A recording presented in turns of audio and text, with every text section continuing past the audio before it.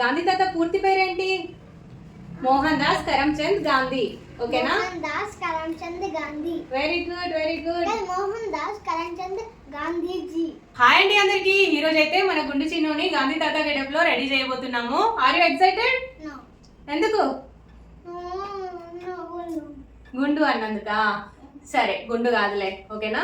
చాలా రోజుల నుంచి అనుకుంటున్నాను గాంధీ తాత గెటప్ లో రెడీ చేయాలని. కాకపోతే గుండు ఉంటేనే మంచిగా సెట్ అవుతుంది కదా. గుండె అయిన దగ్గర నుంచి అనుకుంటున్నా చెయ్యాలి అని చెప్పేసి ఇప్పటికైతే కుదిరింది అన్నట్టు. సరే, లేట్ చేయకుండా ఇక గాంధీ తాత గెటప్ లో మన చిన్నోడిని చూద్దాము. తిరుమలలో వెంకటేశ్వర స్వామికి తలనీలాలు సమర్పించాడు. మా తిరుపతి అరుణాచలం వ్లాగ్స్ ఎవరైనా చూడకపోతే చూడండి, చాలా బాగుంటాయి. సరే, ఇంకా లేట్ చేయకుండా గాంధీ తాత గెటప్ లో రెడీ చేద్దాము. గుండు ఉంది కాబట్టి ఈ గుండుకి కొంచెం మేకప్ వేద్దాము. ఇక్కడ కొంచెం డార్క్ వేస్తే మనకి ఇక్కడ గుండె ఏర్పడుతుంది అన్నట్టు, అట్లా డార్క్ వేస్తున్నా నేను. ఈ ఐబ్రో ప్యాలెట్ లో ఉన్న కలర్స్ తోటి కొంచెం డార్క్ వేసి దాని మీద మళ్ళీ లైట్ కలర్ వేస్తాను, వైట్ కలర్.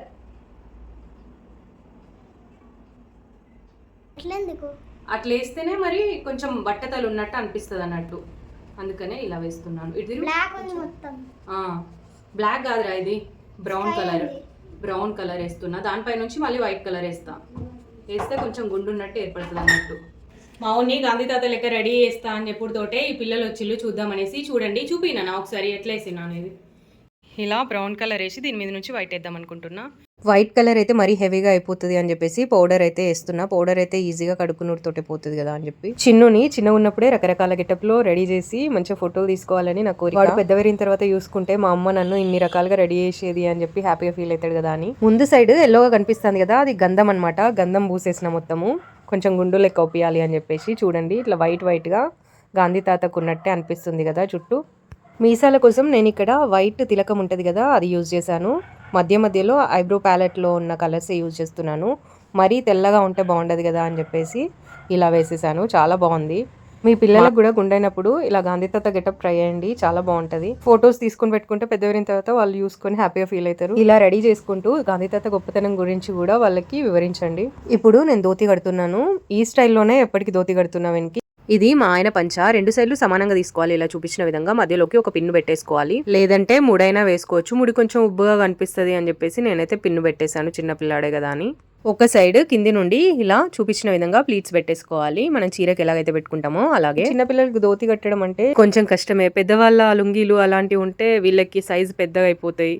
చిన్న పిల్లలకి సరిపోయే సైజెస్ దొరికాయి సరిగా, అందుకని రెడీమేడ్ చేస్తే లుకింగ్ ఉండదు. మా తాత చాలా బాగా ధోతి కట్టుకునేటోడు. తాత దగ్గర నేర్చుకుంటే బాగుండు తాత ఉన్నప్పుడు అని అనిపిస్తుంది ఇప్పుడైతే. మా అమ్మమ్మ కూడా తనకు చేతనైనప్పుడు మేము చిన్నగా ఉన్నప్పుడు చీరని ధోతి లెక్క కట్టుకునేది. అప్పుడు నేర్చుకున్న ఇప్పుడు నా పిల్లలకి కట్టేదాన్ని అనేసి అనిపిస్తుంది నాకు. కానీ నేను ఇంటికి వెళ్ళినప్పుడు తప్పకుండా నేర్చుకుంటా అమ్మమ్మ దగ్గర. అమ్మకు కూడా కట్టొచ్చట, అమ్మ దగ్గరనైనా నేర్చుకుంటా.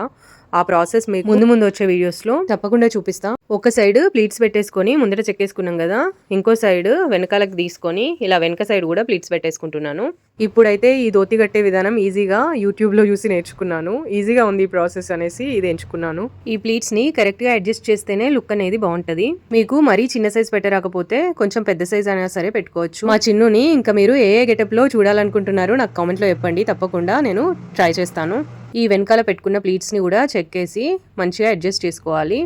చూడండి, మనకి వెనకాల అయితే పర్ఫెక్ట్ ధోతి షేప్ లో వచ్చేసింది. ప్యాంటు మీద వేసినవేందక్క అని అనుకుంటున్నారేమో. మా ఓన్కి కొంచెం కెమెరా షై ఉందన్నమాట, కొంచెం సిగ్గుపడతాడు. వీడియోలో కనిపించాలంటే నేను ప్యాంటు మీదనే వేసుకుంటా.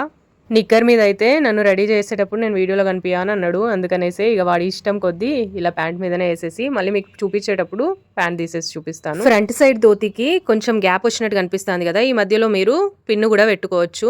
లోపల నిక్కర్ అనేది వేసి ఆ పైన ధోతి వేస్తే బాగుంటుంది. ఇలా గీతలు లాంటివి ఏం లేకుండా ప్లెయిన్ పంచ అయితే ఇంకా చాలా బాగుంటది. నేను ఏదైనా ఈ వీడియో వేయాలనుకుంటున్నానా అంటే వీడైతే చాలా మంచిగా సపోర్ట్ చేస్తాడు నాకు. ఈ పంచకు వచ్చిన కండువనే తీసుకొని పొడవుగా సగానికి మలుచుకొని ఈ విధంగా వేస్తున్నాను.